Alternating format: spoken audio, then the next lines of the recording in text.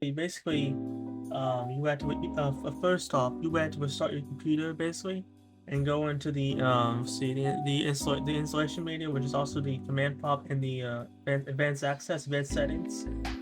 So when you go in advanced settings, which I cannot access it now without stopping the recording. So I'm going to show you guys what command you have to use. This will actually be bootrec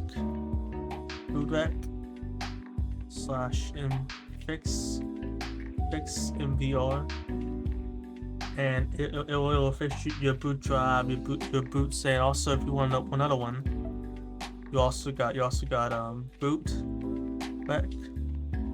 Hold on, boot rec, and then slash rebuild bcd.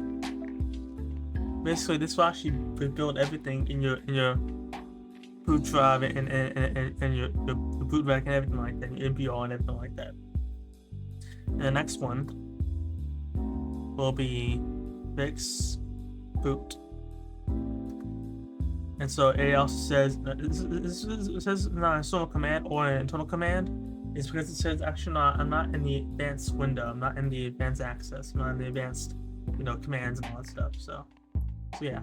Anyway, make sure also these commands are here actually the ones you actually would type in yourself on when you get into like settings. I'll show you guys how to do that as well. So stay tuned. Alright guys, basically this is actually how you get into advanced access, advanced settings and all that stuff. So go to settings, and then go to the Windows update. Actually, I'm not part to your system. Go to system right here, then go to recovery, and so you see advanced startup. We'll actually go to the startup settings, and you'll be able to change your Windows partition and everything like that.